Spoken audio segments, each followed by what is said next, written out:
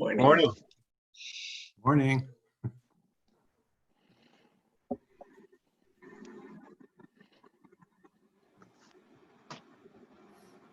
Graham, are you substituting? Substituting? For the congressman? Oh, no. No.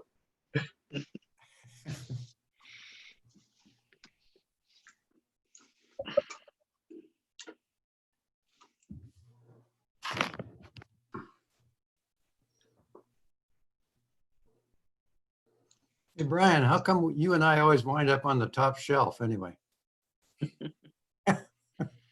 Top shelf, I'm not following. Well, see up at the top of the list there. I don't know why they've always got me over here on this Oh, far left side at the top. oh, I see. Okay. Well, I'm on my iPad, so Oh. I don't have it. It doesn't display all the time. Mark, I think it might be different for each person. Yeah, I thought maybe you're just being nice to old people, putting us up there. God, Hi, good morning, Karen. Hi, Colleen, Brian, Mark. you're not here sharing my space. I'm not. Well, I'm in the next tile group over. Good morning, Graham. Hi, William. Thanks for Good joining. morning. Good Good morning. morning.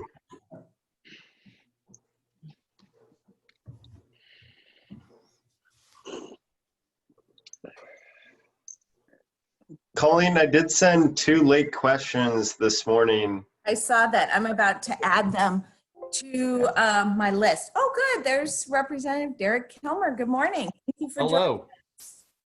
Hi. Welcome. Thanks. Good to see you. Great to see you. Congressman, wait did a you few shave more your beard minutes. off? I shaved. You know what? I had to go into DC last week, and when I put on a suit, it just didn't work. It looked good while I had a flannel shirt on walking my dog, but not so much in a suit and tie. No, I looked at your latest information and came out in the email and you had your suit and tie on and a nice beard.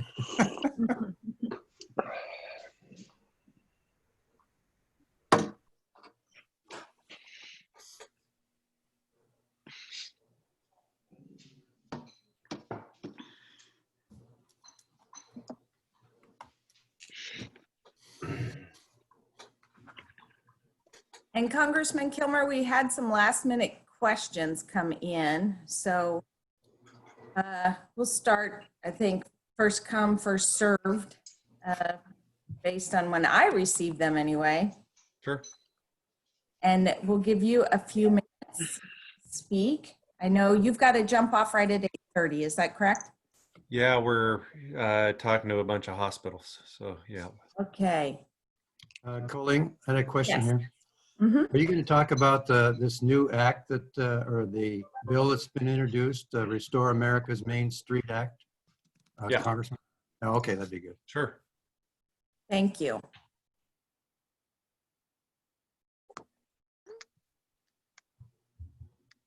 Okay, well, since we are fairly short on time, Congressman Kilmer, would you like to kick us off there? And I just wanted to say thank you so much for joining us.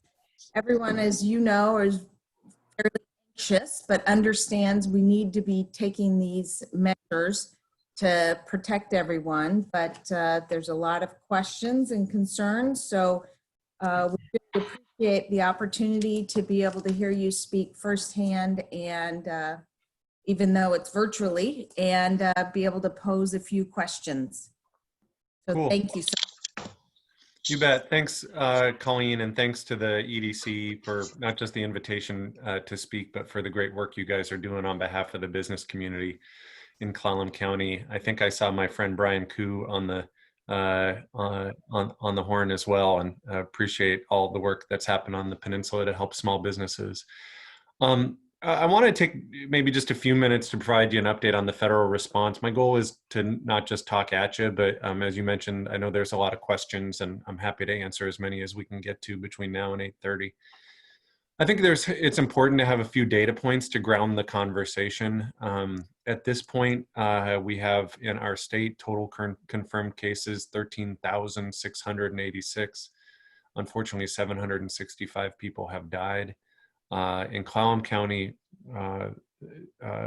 thankfully, only 16 confirmed cases and 0 deaths. But I'm very conscious of the fact that this has been a very straining issue to our public health system, and that every one of those confirmed cases and deaths is somebody's husband or wife or mom or dad or son or daughter. Obviously, we've also seen massive economic disruption from this. In Clallam County, in the week from March 8th to March 14th, we had 56 initial unemployment claims. The next week, we had more than 1,100. Then the next week, more than 1,800. Then the next week, more than 1,500. Then the next week, nearly 1,000. So, you've seen just a massive increase in people filing for unemployment as a consequence of the social distancing and the stay home, stay healthy order. And that really, those dynamics, both the public health challenge and the economic disruption, have driven the federal response to this. I know, and I think I've been on a Zoom call with most of you talking previously about the CARES Act. That became a law now nearly a month ago. We saw in that $150 billion investment in our healthcare system to fight against the pandemic, immediate direct cash payments to lower and middle income Americans, $150 billion investment to help states and tribes and local governments that are facing new expenses because of this pandemic, $30 billion in emergency education funding, including provisions to help students defer loan payments, provisions to help avoid eviction and foreclosure, as well as some emergency rental assistance, expansion of unemployment benefits so that folks who are laid off are able to see on average a full paycheck replacement and extended unemployment benefits, as well as expanded eligibility. So folks who were gig workers or independent contractors and who may not have been eligible previously could get unemployment assistance. But I think one of the most significant pieces of this was a recognition that the best way to handle unemployment is to keep people employed. And that was the rationale behind the small business relief in the bill. The biggest piece of that was $349 billion for the Paycheck Protection Program. And I'm conscious that there's probably many of you on this webinar that have either applied or attempted to apply or who know someone has. I've talked to some who have been successful and some who have not. I think the rollout of the program was very rocky, to say the least, especially for our smallest businesses in rural communities. The Department of Treasury was sluggish, to say the least, in getting guidance out to our community-based lenders. And as a consequence, what we saw around the country, and certainly in our region, was significant demand from small businesses and nonprofits for those relief dollars, and some challenges getting them. And that has certainly shaped my response in the weeks since. I feel like we are repeatedly just showing the scene from Jaws where Brody says, "We're gonna need a bigger boat." Thankfully, last week, Congress passed funding that is to some degree a bigger boat. It provided an additional $310 billion for that Paycheck Protection Program.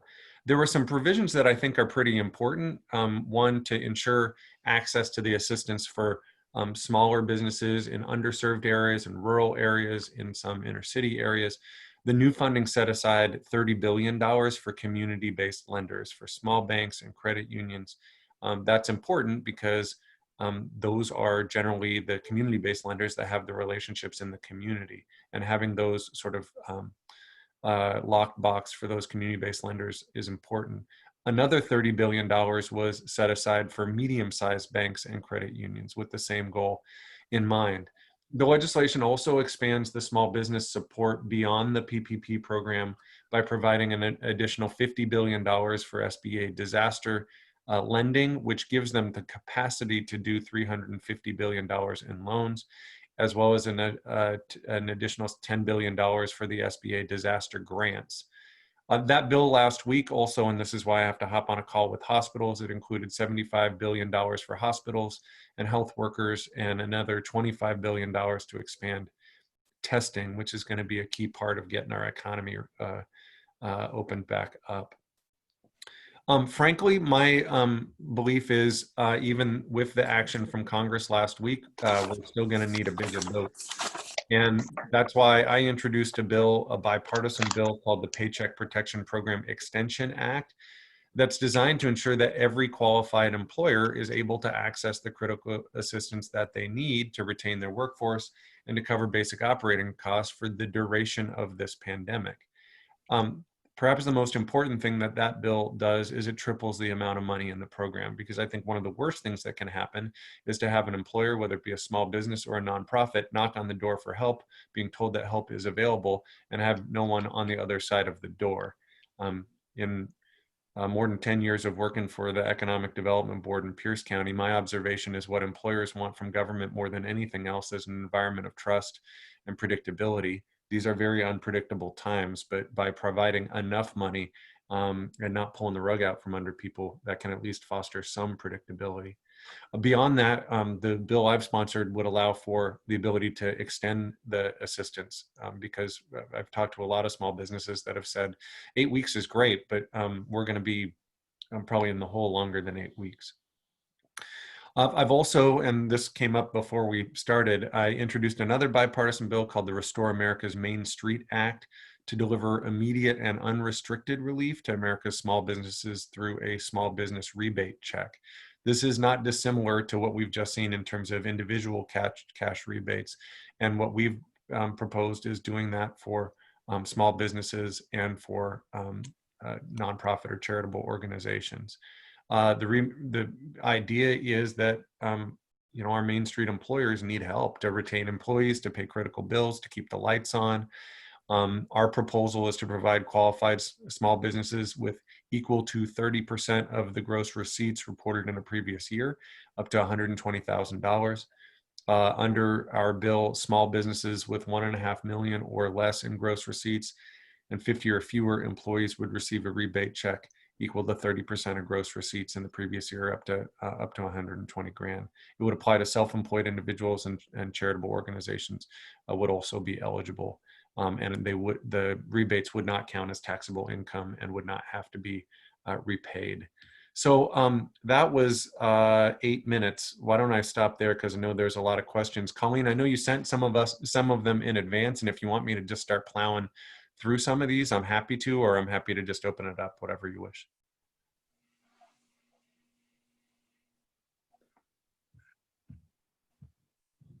Oops, you're on mute.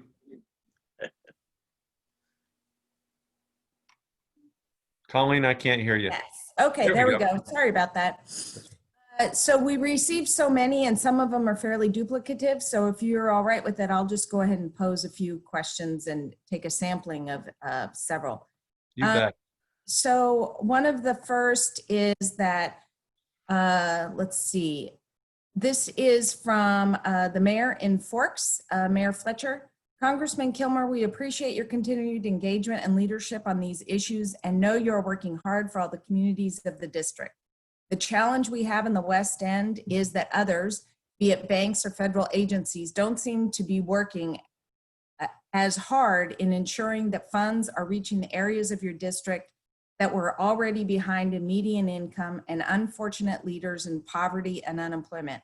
Few West End businesses have received PPP or EIDL funds. The state's unemployment system has been swamped, and significant portions of our community are not even eligible for any federal relief assistance. What do you see as coming available to our West End communities to address these issues, and how soon will we see that assistance? You bet. Well, first of all, thank you, Mr. Mayor, for your leadership and your partnership. And I know businesses on the West End are certainly challenged. They're not unique in that regard, but obviously there's there were challenges before this pandemic as well. Part of the reason the bill last week did this carve out for community focused lenders, the smaller banks and credit unions, was with an eye toward ensuring targeted relief for folks who got left out in the first round of assistance. There may need to be more funding provided in that regard, but I think that was an important step. You mentioned the unemployment assistance as well. Obviously, the system has been swamped. We did a Facebook Live on my social media page with the head of the Employment Security Department that gave some guidance to folks for some of the frequently asked questions. And I would just mention urban or rural, a lot of that guidance I think should be helpful to folks. The other thing, though, that I would say, and I did a piece in the Seattle Times yesterday about this, is I keep hearing people say, when do we go back to normal? And, one of the points that I keep trying to make is maybe we don't want to go back to normal as it was, because frankly, normal as it was had too many people on the West End who don't have internet access, right? Normal as it, and that's not about being able to watch Tiger King on Netflix. That's about, can students at your school, when the school shut down, be able to continue learning? And that is, can someone who's been laid off access the state's unemployment security system? And so my push is that as we look at a CARES Act 2.0, that it remembers some of the needs of rural communities by providing help for things like access to the internet. I'll just mention one other thing on that regard. Some of the funding that's been provided is flexible funding through the Community Development Block Grant Program. That's important because some of the restrictions you've seen on many of the programs, to your point, there are some folks that aren't eligible for federal relief assistance. However, the CDBG program does have some flexibility to make sure that relief is getting where it's needed. We're also working to increase, and I think I saw someone from the Swim Food Bank on the line. Thank you for the important work that you're doing. We're working to increase funding for the SNAP program, as well as assistance for the various food security programs, which should help in rural Washington and in urban too. Okay, thank you.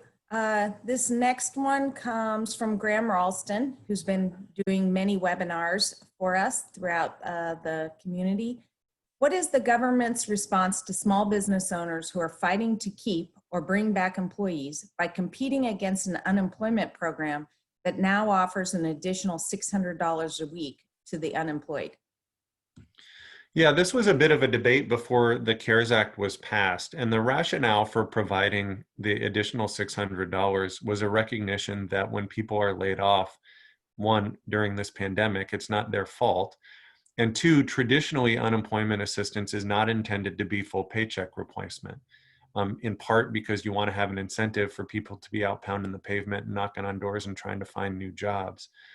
That's complicated right now in an environment where our public health professionals say they don't want people out knocking on doors, pounding the pavement. And so that is why the provisions were put in as they were. It's important to recognize that someone who has left of their own accord isn't eligible for unemployment assistance. So if someone's quitting your employment to because they think the unemployment assistance benefit is a richer benefit, that's not considered an eligible act. If you let them go, that's an eligible act. But if they quit just because they want the temporary increase in pay, that's not. The other thing that we talked about on our webinar with the head of employment security is the fact that these benefits are only temporary. Hopefully your jobs are permanent. And so for most workers, they need to recognize that those are the puts and takes that need to be taken into consideration. Okay, thank you. This one is from Charlie Roberts on the construction industry. So far, the system of relief measures passed by Congress created clear inequities. In our state and others, generally residential contractors have been shut down while union commercial contractors were not. If a future bill is passed focusing on public works construction projects to stimulate the economy, how can we ensure rural workers are able to benefit too, given very few union contractors live out here? All the apprenticeship programs are in the urban centers, so Seattle and Tacoma companies and their employees come out here and take almost all of those jobs. Yeah, I think it's important to acknowledge, and the frame of the question, I think, acknowledges what Congress has done so far is not stimulus, right? I mean, I've heard the media call it stimulus. I don't think it's stimulus. I think it's an effort to try to stop the bleeding, right? When you provide this assistance to small businesses, that's not to grow them. That's just to try to help them survive through this. Same thing with the unemployment benefits. Same thing with the cash rebates. I somewhat bristle when I hear the media call it stimulus. At some point, though, we're going to have to do something to get our economy out of the tank. And I think your question is a good one, which is, can one that focus broadly on infrastructure investment, which frankly we needed before this pandemic. According to the American Society of Civil Engineers, American infrastructure grades out at a D+. Importantly, and this is something that I've been pushing, that also needs to recognize that there are infrastructure needs not just on the I-5 corridor. There are infrastructure needs in rural America too. And so part of my role in Congress has, for example, been pushing for, when in the Water Resources Development Act, there's funding for water-based infrastructure, that we did a carve out for small ports, because if they were left to just compete with the Port of Seattle or the Port of Tacoma, there's no way they would ever get any funds. So we did a carve out for rural communities. Same thing, frankly, with some of the transportation-based infrastructure. I'd like to see a broader definition of infrastructure to include housing. I mean, we had housing and homelessness challenges before this crisis. I'm concerned that they will be exacerbated by this crisis. So we need to do a massive expansion of housing construction, and hopefully that will help some of the contractors that have been really hammered as a consequence of this pandemic. Okay, thank you. You bet.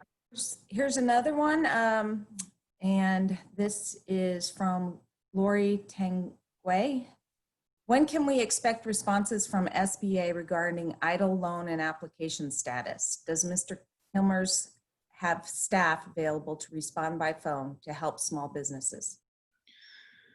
Yeah, I think this is probably one of the most common questions our office has received. SBA told us that their gold standard for idle response is between 3 and 4 weeks from application, and that's their normal standard outside of a viral pandemic. Obviously, that doesn't excuse the fact that too many folks are really facing uncertainty, and they're considering major decisions about their business, whether they, I had a guy who called me last week who said, I've spent 32 years building my business, and I'm trying to decide whether to weather this storm or just call it quits. And I really feel for him. And to me, that requires faster action by the SBA, greater clarity from the SBA, because folks are really facing uncertainty as they're making these decisions and facing obligations to their creditors. So to that end, I joined with Jamie Herrera Butler, who's one of my colleagues from Southern Washington. We sent a letter to the SBA really asking them to bolster their transparency efforts and ensure applicants know what the status is. So when they've applied, they would have an opportunity to basically check the status of their application. Because right now, folks are kind of flying blind. And yes, my office does have staff available to work with you. As you can imagine, we're getting a whole lot of calls, but we work for you. That's how this works. You can reach us by phone. My website is just kilmer.house.gov. All of our contact information is on there. You can send us an email through the website as well. And my team, and I think Evan and Mary Jane are both on this webinar. If you have a specific question, feel free to push them a question in the chat, because we work for you. We're eager to do all we can to help. And listen, I want to say this up front. Like I know folks are really having a hard time right now, and I think part of the role of your government should be to help you. And so we're doing all we can to do that, particularly as a guy who used to work for the sister organization of the Clallam County EDC. I know how important the EDC's work is in trying to help too, and all of us have the same goal in mind, and that is to help you weather this really crummy storm. Okay, thank you. So there's two that are, I'm going to combine them. Does Sure. the government plan to provide any tailored assistance programs for those businesses impacted the most? Restaurants, hotels, travel, etc. I think there's recognition that the help so far is probably not adequate, and I say that in part because even with the Paycheck Protection Program, I've talked to a lot of restaurants, retailers, and others who've said, even when I open up, it's not going to go back to the way it was, because people are, the guidance that we've been given by the state around social distancing means, we'll probably have a lower occupancy. That means we're going to have lower revenue. And right now, none of the federal response really takes that into consideration. Candidly, it's part of the reason that I've proposed the two bills that I've proposed. One, to basically put the Paycheck Protection Program on steroids, out of a recognition that we're going to need more help to our Main Street employers. And second, the notion of providing rebates to our smaller employers, just to help them weather that. There will likely need to be more provided, and if any of the folks who are on this webinar have suggestions of what we can be doing, if I airdropped you into Congress, if you had ideas about what that ought to look like, I welcome your ideas. Many of the bills that we've pushed for were ideas from our constituents. So, count yourself as part of the team, because I count myself on your team. All right, great. The next one, will there be any set-aside funding allocated to the agricultural enterprises that were denied the opportunity to enter the queue, either from the program funds or possibly from other funds dedicated to the ag sector? And that's from Ryan McCarthy. With the, and again, let me say up front, I really feel for our farmers who, and our, more broadly, just ag enterprises in general, in part because they do really important work. They're important contributors to our economy. They're helping to deal with the issue that we're all grappling with right now of food security. And they were put in this kind of weird limbo after the CARES Act, where it was not clear whether they'd be eligible for PPP or for the EIDL loans. With the passage of last week's bill, now it's clear that you're eligible for both. So there is not, at least from what I've seen within the bill, there's not sort of a set aside source of funding dedicated to the ag sector, but you just need to apply to these programs, to the Paycheck Protection Program, or for the EIDL loans. And my encouragement and the guidance that we've gotten from the SBA is to encourage folks to do that as soon as possible if they haven't already. Okay, the next one. Before COVID-19, there was a push to reduce the cost of drugs. Now there is a move to reduce the dependence on drugs and supplies from foreign manufacturing and return it to the US. Is that going to significantly increase the cost of farm and supplies in the US? I don't see any discussion of that. Is this an opportunity to create manufacturing jobs in District 6? Well, I think let me sort of say two things about that. The push in Congress so far to lower prescription drug prices has been an acknowledgement of the fact that too many people have been really squeezed as a consequence of high prescription drug prices. I've talked to constituents who've had to cut their pills in half or had to skip doses because of the high cost of pharmaceuticals. And the United States is unique in that there are a whole bunch of aspects of our current system that don't protect consumers. One of the things that has passed through the House and has not yet passed through the Senate is a bill to allow Medicare to negotiate for prescription drug prices. That's something that happens in all other aspects of our healthcare system except for pharmaceuticals, and that's a shame because it means people are paying more. by and allowing for price negotiation, you dramatically reduce prices.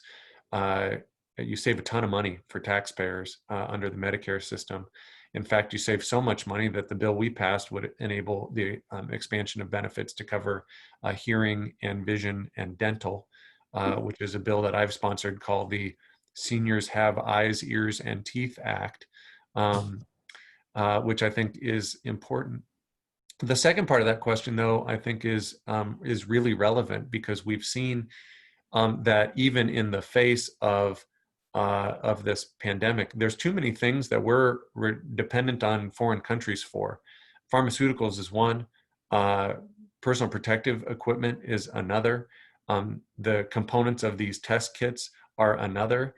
I spoke directly to the president and to the vice president and said that we need to pull the lever harder on the Defense Production Act, so that we have domestic manufacturing of these critical supplies. In the absence of that, what you've seen is 50 states competing with each other and for scarce resources, and that doesn't really work. And so we need to see a stronger role by the federal government to encourage domestic production, and stronger coordination by the federal government, because in the absence of that, what you're seeing is basically the toilet paper aisle at the grocery store, but we're not talking about toilet paper, we're talking about life-saving equipment. Okay, I see we have 2 minutes left with you, Congressman Kilmer. So one last question. According to the SBA, there's no plan to reopen the idle loan portal at this time because the new appropriated funds for the idle loans does not meet the existing demand. Do you believe there will be more funding for idle loans through the SBA or federal funds in the future?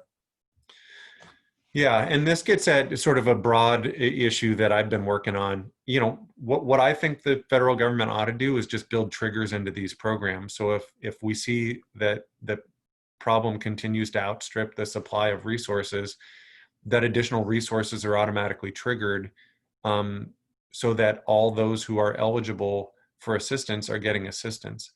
To me, it's nuts to say, you know, the response to the pandemic is that we want to keep people employed and we're going to set up these programs, but they're going to consistently be underfunded.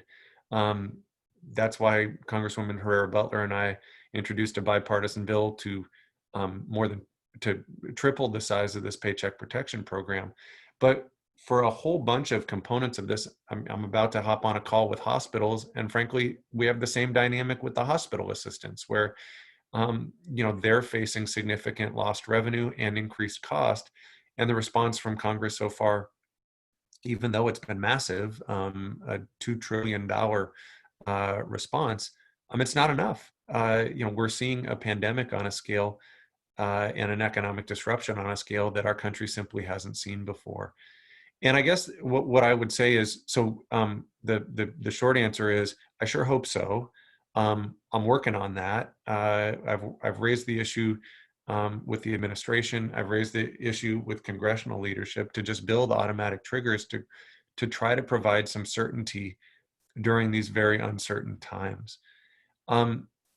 I guess since I know I got a dash, let me just say, you know, my belief on this is, you know, we have to focus on our Main Street employers. You know, I look at small businesses not just as the backbone of our economy. I think about them like our star running back.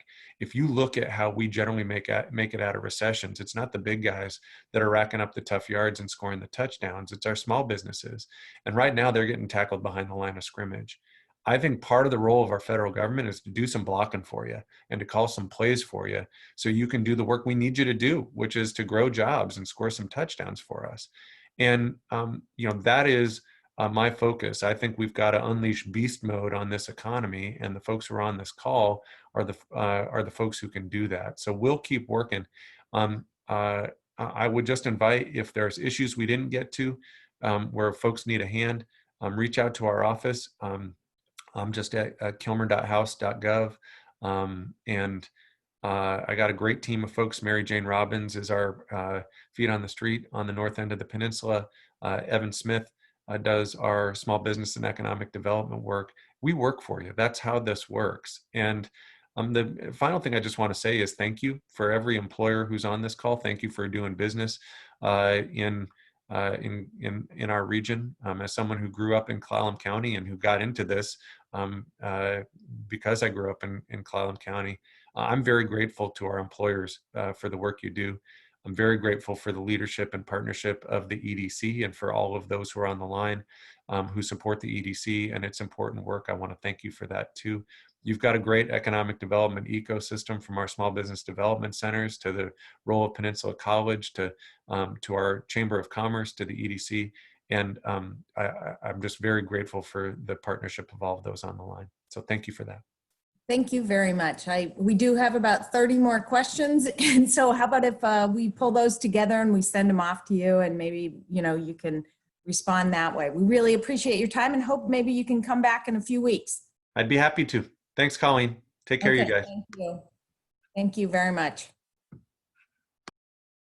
So I am sorry to those of you who didn't get your questions answered. I see in the Q&A and the chat, and we have a list of about 15 more questions that were emailed to us that we couldn't get to. So, and I know Michael McQuay was hoping to say something. Michael, do you want to speak at this time? Yeah, I mean, I think he kind of addressed it, but I mean, really, it's about the PPP program and how shot full of holes it is. I'm really tired of turning on the news and listening to the talking heads say how much this is helping small businesses, when the reality is as Graham knows also well, that it's a totally a double-edged sword. When you take that money and you can't really put your staff back together to anything like it was to meet the criteria for the full-time equivalent workers. And I really hope Derek's working hard on that, because there's a lot of us that are just kind of flailing in the wind, and I've never been so uncomfortable in my life running my business, Mm-hmm. Yeah, we hear you, and we know a lot of people feel the exact same way, and there's a lot of worry out there. So the most we can do is communicate, advocate, and try to help wherever we can with the issues that exist. So this is kind of an open forum. I can go through now, and of course, Congressman Kilmer's not online anymore, but see if anyone who's got, is a panelist can go ahead and speak. I see that Ron Allen has said, I agree with your point of stimulus versus relief, but number 4 would be rebooting the economy. Yeah, that's a real concern, because traditionally public works contracts aren't filled by local companies, and we don't have that many union employees here.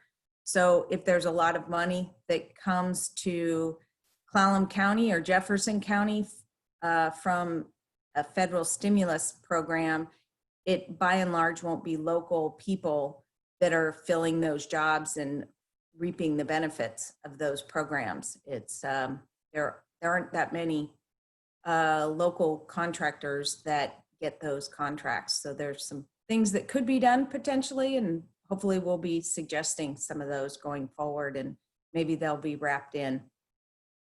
Karen or Graham or Andra, anybody want to add anything? I saw Ron's comment on stimulus number 4 and infrastructure projects, and at least from my experience working at the USDOT during the first release of stimulus package in response to the financial crisis in 2008, what we did, when you ask about shovel ready, a lot of those funds go directly to the state, and it's up to the state to determine how they're going to disperse those funds for different infrastructure projects. And then of course there are some specialized, at the time it was called Tiger grants, with the USDOT, where there was direct federal funding for projects, and a lot of them wanted at least some sort of preliminary plans, design type work done. So I expect a mix of both shovel ready and projects that could be worked on within the next year or two. Mhm. But my point again is that even if money does come to Clallam County, it's not, projects are done and created, but it's not local companies or local people doing those projects because of the state laws, because of the system that exists, because we don't have procurement technical assistant counselors here in our area. Those jobs and those contracts go to Seattle, Tacoma, Poulsbo, Bremerton companies and those employees. The benefit we do get is those people are staying in hotels. And so the hotels do have stays, but it's not local people that are getting any of those jobs, or the funding doesn't stay here. So it may be important, Colleen, you've done such an amazing job organizing everything for us. And what, think about these new transportation bills that are coming up. How do we make sure that we collectively work as a community to get all of our small businesses involved? If that's a list, I know people may need to sign up through the EDC, but if there's other contractors that can perform on these different infrastructure projects, let's get everyone together so that if there is a large prime that's coming to do work out here on the peninsula, we can approach them with strength and have more small businesses together to say, we're ready to perform on this job, so that they're not needing to go back to Seattle, that we've kind of got a collective group where maybe there's some joint ventures being put together amongst the different contractors and developers out here. I would love to see that. We need to ensure, though, that the general contractor doesn't have PLAs, project labor agreements, that then require that they hire union contractors, because we don't have apprenticeship programs out here, except one very small one for electricians. So we don't have union contractors by and large out here. So they frequently, a large general contractor gets the contract, and then they either require that you have to be union, or in some cases that's happened recently, the subcontractor is not a union entity, but they have to pay into the union pension program. So that's not benefiting their employees at all. Or then another problem is they can't afford the bond. And the bond is typically, you have to have 10% of the amount of the contract in your own capital reserve.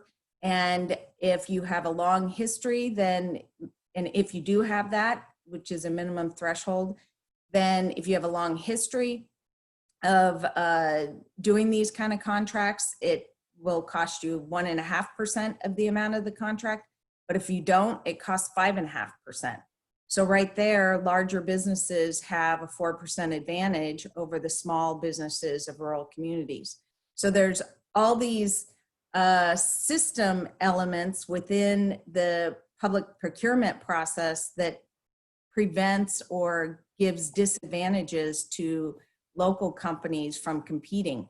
So we can do all that and get that organized, but we need to hopefully have some kind of element within the legislation that comes out from the federal government to allow for local companies to compete in these rural communities for some of these contracts and jobs. I think you bring up some really good points, and this is where we could work with Congressman Kilmer. I could go back and try and work with former colleagues at the USDOT, and we can see how we can incorporate this into the request for proposals, into those RFPs, where maybe we reduce some of those standards or requirements, and then also on the congressional bill side to make sure that small businesses in rural communities are equally able to participate. And then on the bonding as well, we did have a bonding education program that was launched through DOT, so I'd be happy to connect with any business and put them in touch with our regional office that can assist with some of those specialized bonding costs or needs. Great, thank you. Let's see.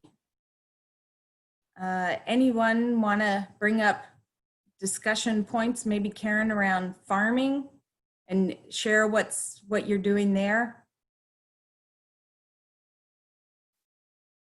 Sure. The question I'm getting a lot from farmers right now is what is happening with the USDA's direct assistance that's supposed to be available to small and specialty crop farmers. And USDA has not yet even issued guidelines on that. We have no idea when more will be coming down for that, and how much of it will trickle down to our farmers here. In the interim, my organization, North Olympic Development Council, is working with Jefferson Land Trust and North Olympic Land Trust and WSU Extension to raise funds for a pot of money that's going to be rolling out. We'll probably start taking applications May 15th. This is going to be not a grant program and not a loan program, but what we're calling long-term prepaid contracts. So we will contract with farmers for $2,000 to $10,000 to provide food this season, or in the coming 3 to 5 to up to even 10 seasons, to area food banks and feeding programs. And we will issue the contract at NODC. And we will coordinate with, probably through the Peninsula Food Coalition, getting the food out to appropriate places so that no one food bank ends up with, a huge number of zucchini that they can't use, and that abundances get distributed across the peninsula. It's a win-win kind of program. Right now, fundraising is just rolling out with North Olympic Land Trust, including it as part of their spring fundraising efforts. Jefferson Land Trust is going to do the same. I've got a couple of grant applications out, and once Jefferson Land Trust and North Olympic Land Trust have finished their campaigns, we'll push out a social media campaign as well. So it's not going to be a lot of money. Our current goal is $50,000. I think we could use up to $100,000. I think like all small businesses, our farmers are hurting, some more than others. And a lot of the federal programs that are available or theoretically available, either were not initially available to farmers, so they're not even in the pipeline, or they just weren't a very good fit. The PPP program doesn't work particularly well if you're not currently at a point in your season where you need to be having a lot of workers. So anyway, that's what we're doing with farmers. I also saw a question come up about internet and whether anything is happening in Clallam County for internet. So I thought I would address that as well. Port of Port Angeles got a grant from the state CURB program to do broadband planning and feasibility work. And that's in partnership with the cities of Port Angeles, Sequim and Forks, and Clallam County. And NODC is helping to coordinate that effort. So a consultant has been hired and the process is kicking off. And the point of that program is to really identify and prioritize areas where we can get projects done and where we can apply for funding. So it'll be a process, but it is starting. And I think everybody's very aware of the impact that the lack of broadband access is having, especially during this time.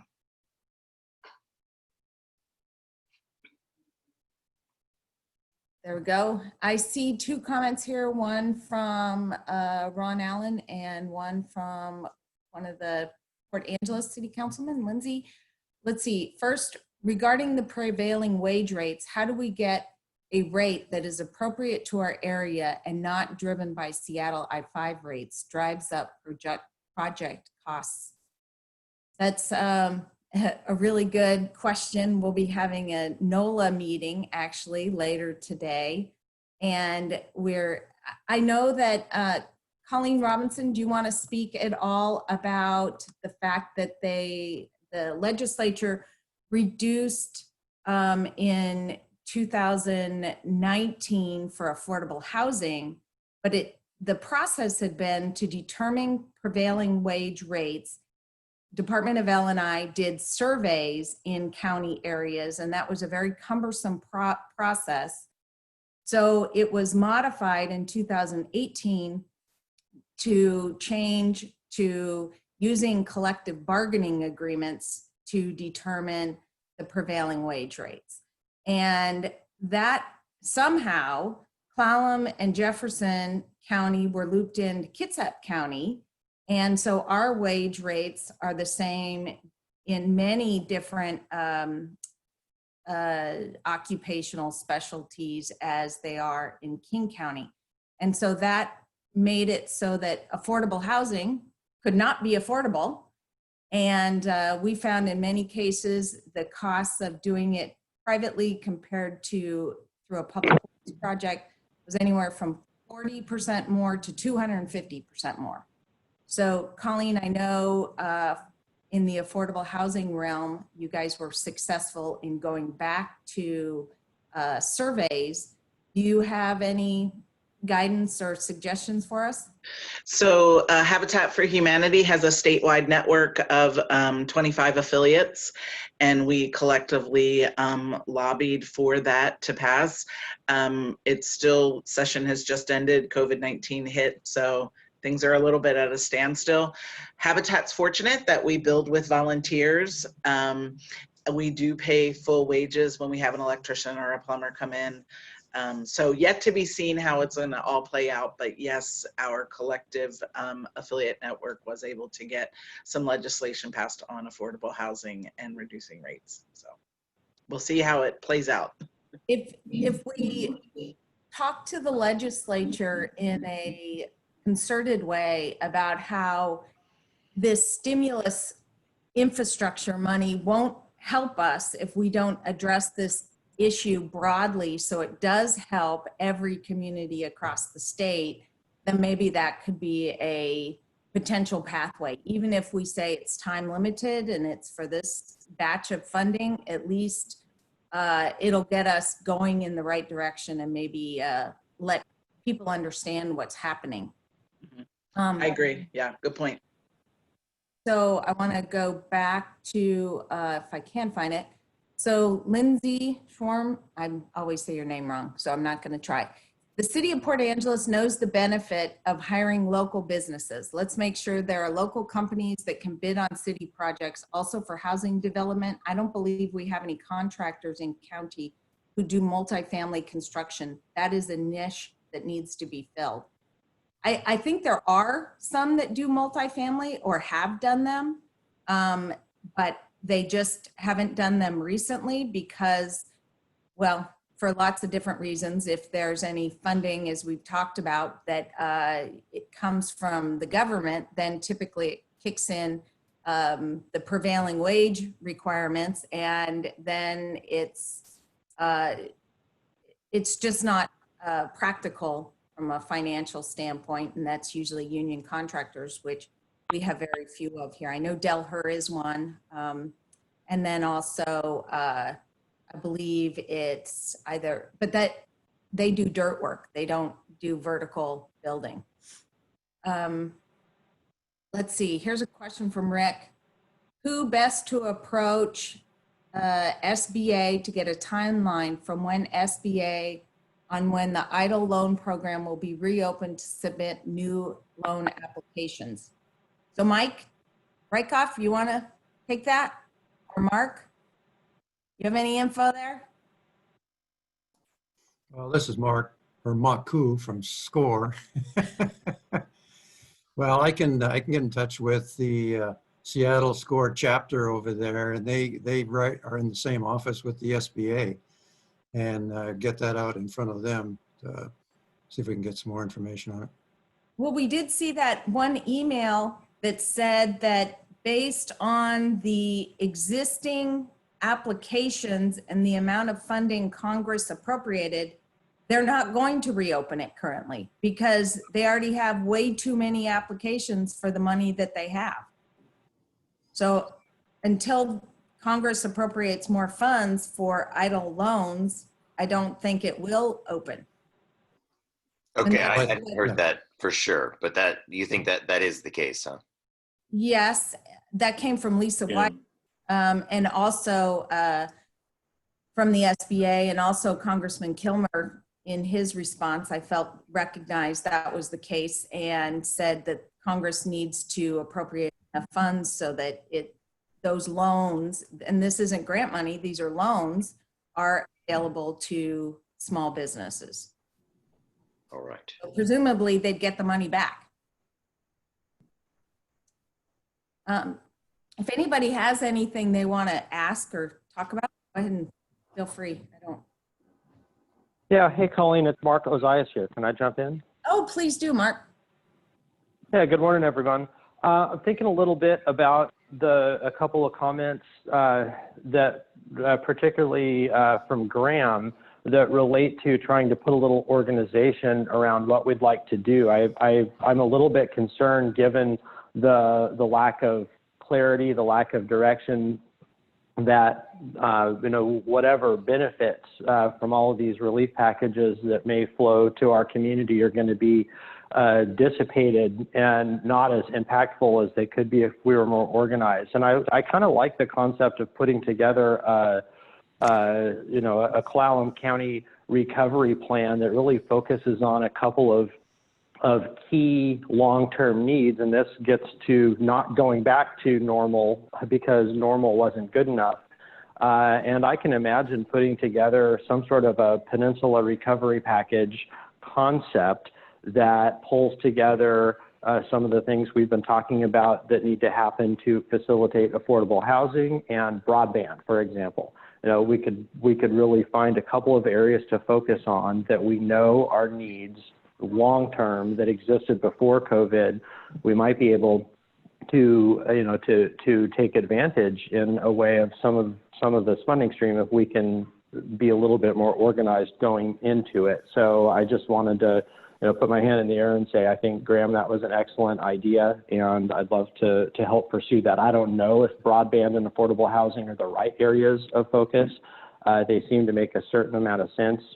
There may be others, but I think if we can put some shape around what we would like to see, rather than waiting to see how the care packages shape up, we're going to be more effective. Mm-hmm.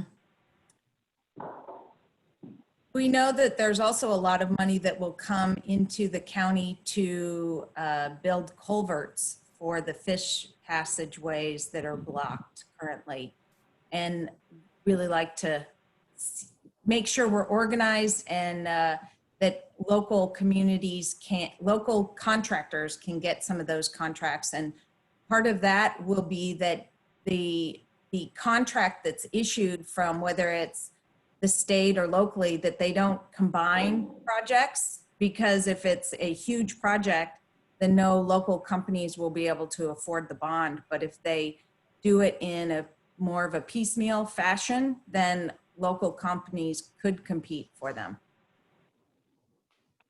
Well, I think if we can describe what we would like to do, then it's usually not so hard to sell it.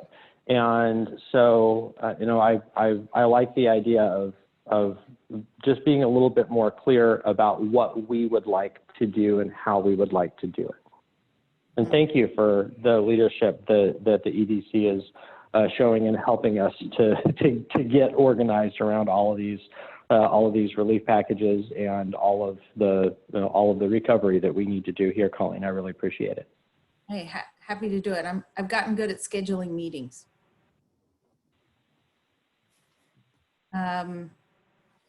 Does anybody else want to add like projects that should be done outside of housing and broadband? What else should we be thinking about? I think overall infrastructure packages too, in terms of road work, highways, port development, any of those areas as well could be grouped in. And we know blackball facilities need support there. Well, they're being required to create pre-clearance or post-clearance facilities. Mm-hmm. That could go on the list. I could Well, jump today- in real quick. Yes, Colleen? go ahead, Andra. You know, Please. I really think that looking at it from the food access and security standpoint, I really think we need to remember our agricultural community and industry here on the peninsula.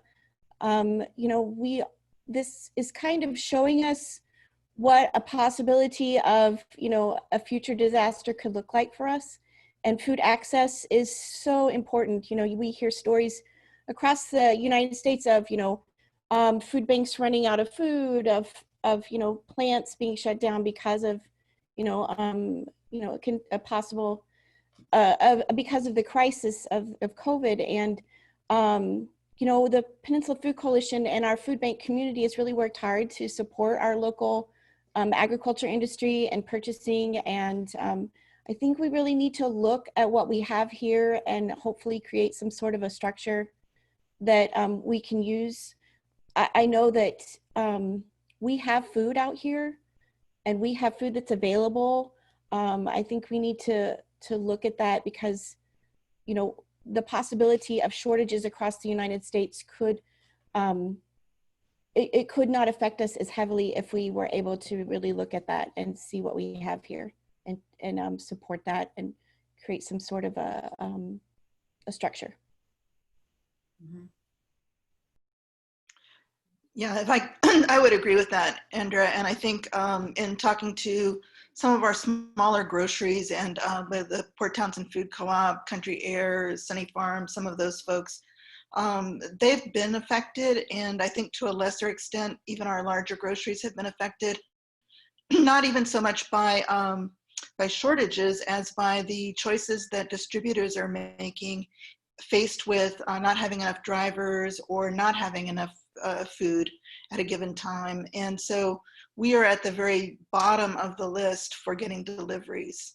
And so, you know, we've been told to be concerned about what happens if there's an earthquake and the bridge collapses. Well, it doesn't necessarily take that. All it takes is for these big distributors to need to prioritize where to send their deliveries, and they're sending them to their bigger customers. And that makes sense for them as businesses, but that leads to you know, deliveries being delayed for multiple days and then only partial orders coming in.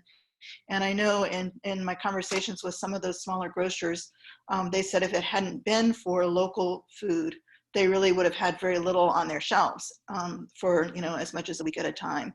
And so that really does bring home how important having a thriving agricultural sector is for us because of how isolated we are. And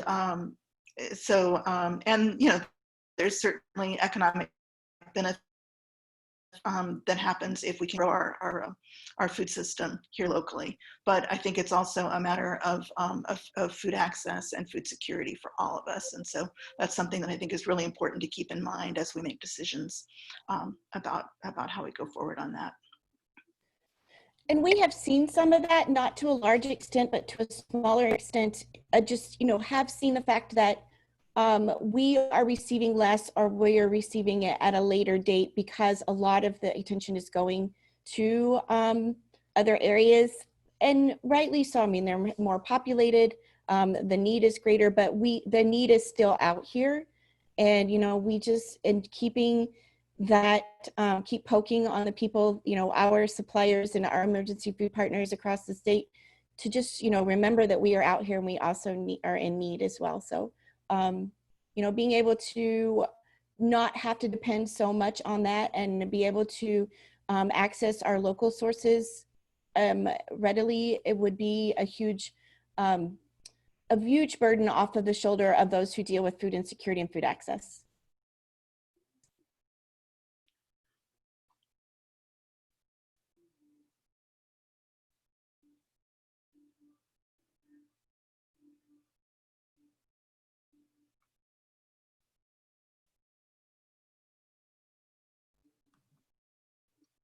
Well, we have, I know Representative Chapman's on the phone, he called in, but I don't have a way to allow him to speak, unfortunately.